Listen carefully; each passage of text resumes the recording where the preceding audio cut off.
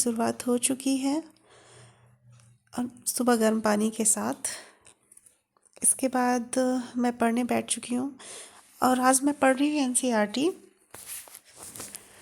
Book से। Book के साथ साथ मैंने कॉपी से भी रिवीजन कर रही हूँ, क्योंकि सुबह के टाइम ना लिखने में इतनी ज़्यादा प्रॉब्लम होती है। ऐसे लगता है जैसे हाथ लिखा ही नहीं जा रहा है, हाथ से बिल्कुल पेन पकड़ी ही नहीं जा रही है। तो मोस्टली आज मैं रिवीजन ही कर रही हूँ ताकि मेरी बुक्स और कॉपी दोनों साथ साथ रिवाइज हो सकें, क्योंकि टाइम बहुत ज़्यादा बचा नहीं हुआ है। ऐसे एक एक दिन स्पेंड होते जा रहे हैं और सामने फेस्टिवल भी है, तो इधर ही पढ़ाई जल्दी से जल्दी कवर करनी होगी।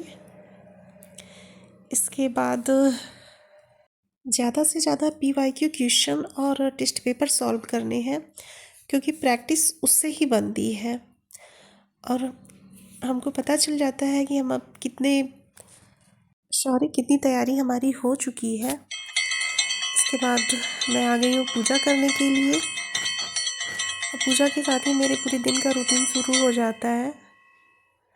उसके बाद ये दोपहर में मैं वापस से पढ़ने बैठ चुकी हूँ।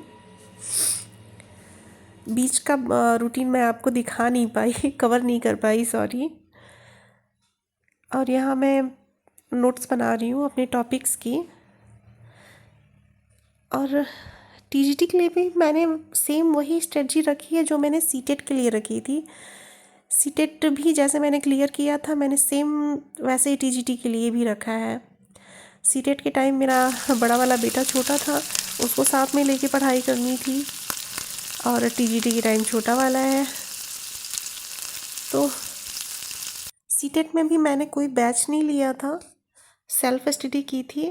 और मुझे लगता है कि सेल्फ स्टडी ज़्यादा बेटर है।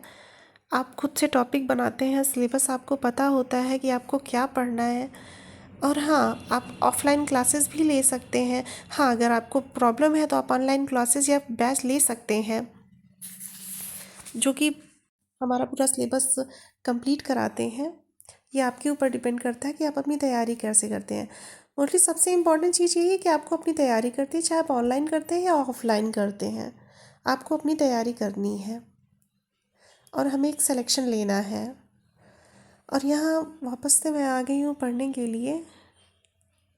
पढ़ने के साथ साथ मेरा बेबी भी घूम रहा है इधर उधर, परेशान कर रहा है, लेकिन इन सब के बीच पढ़ाई नहीं रोक सकते। उसको भी देख रही हूँ और साथ साथ अपना रिवीजन भी होता रह रहा है। फिर अभी मुझे खाना बनाने के लिए जाना है। इसके बाद खाना बना के मुझे बेबी को भी सुलाना है। मुझे लगता है कि अगर हम लोग की स्टडी एक कंटिन्यू एक रेशियो से चलती रहे तो फिर चांसेस ज़्यादा रहते हैं कि हमारे सक्सेस होने के। क्योंकि मैंने जब सीटेट निकाला और स्टेट टेट निकाला, उसके साथ ही अगर वैकेंसी शायद कंटिन्यू रही होती तो टीजीटी क्लियर हो गया रहता मेरा। लेकिन एक वैकेंसी आने के बाद 3 से 4 साल, 4 साल तो लग ही जाने हैं। तो जो बीच में जो गैप हो जाता है उसमें रूटीन बिगड़ जाता है पढ़ने का।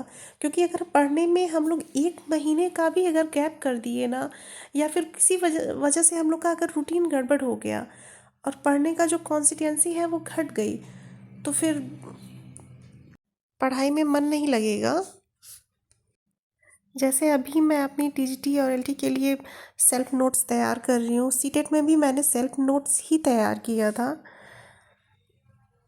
बाकी सारे सब्जेक्ट्स के लिए। और मैथ्स में मुझे थोड़ी प्रॉब्लम थी, तो मैथ्स के लिए मैंने ऑफलाइन ले रखा था, मतलब बैच नहीं ले रखा था, लेकिन ऑफलाइन वीडियोस मैं देख लेती थी ताकि मेरी मैथ्स की प्रॉब्लम सॉल्व हो सके। और आपका सीटेट और टेट निकालना ज़्यादा से ज़्यादा प्रैक्टिस पे डिपेंड करता है। आप कितना ज़्यादा पीवाईक्यू सॉल्व करते हैं, प्रैक्टिस सेट सॉल्व करते हैं। और हाँ, हमें सारे सब्जेक्ट को साथ में लेके चलना रहता है। ऐसा नहीं है कि आपने हिंदी ज़्यादा पढ़ ली, इंग्लिश को कम पढ़ा, सीडीपी को ज़्यादा पढ़ लिया, मैथ पे ध्यान नहीं दिया। सबको साथ में लेके चलना है, क्योंकि 30 नंबर हमको सब में ही लाने हैं, इक्वल नंबर ही लाने हैं, किसी में कम या ज़्यादा या पासिंग मार्क्स नहीं लाने हैं। इसलिए सारे सब्जेक्ट्स को हमें डिवाइड बाय डिवाइड ही पढ़ना पड़ता है। और वही सेम स्ट्रेटजी मैंने टीजीटी के लिए किया है कि मुझे सारे पार्ट्स को कंटिन्यू पढ़ना है। मुझे पीवाईक्यू भी सॉल्व करने हैं, नोट्स भी करना है, टॉपिक सारी क्लियर करनी है, किसी भी टॉपिक्स में असमंजस ना बना रहे कि नहीं। मैं उसको, जो टॉपिक्स मुझे समझ नहीं आती मैं उसको एनसीईआरटी से क्लियर करने की कोशिश करती हूँ। एनसीईआरटी में आपको बहुत अच्छे से और बहुत इजी लैंग्वेज में समझाया जाता है। आप क्लास 10th 12th की बुक ले सकते हैं, और मैंने वही किया है। मैं ज़्यादा से ज़्यादा टेस्ट पेपर सॉल्व करने की कोशिश करती हूँ कि जो भी रात में मुझे समय मिलता है रात में, क्योंकि 1 से 2 घंटे का कंटिन्यू समय मिलता है। दिन में उसमें काफ़ी ब्रेक रहते हैं, कई बार उठना पड़ता है, इसलिए मैं टेस्ट पेपर लगभग रात में ही सॉल्व करती हूँ। और ज़्यादा बुक्स लेने से आप बुक्स में ही उलझ के रह जाएंगे कि नहीं इस बुक्स को भी पढ़ना है, उसको भी पढ़ना है, उसको भी पढ़ना है। मेरे कहने का मीन यही है कि मुझे हमें कम बुक्स को ही बार बार पढ़ना है। और यहाँ मैं अलार्म लगा रही हूँ सुबह उठने के लिए, ताकि सुबह जल्दी उठ सकूँ, क्योंकि नींद से बड़े अब सपने हैं और उनको पूरा करना है। Thank you.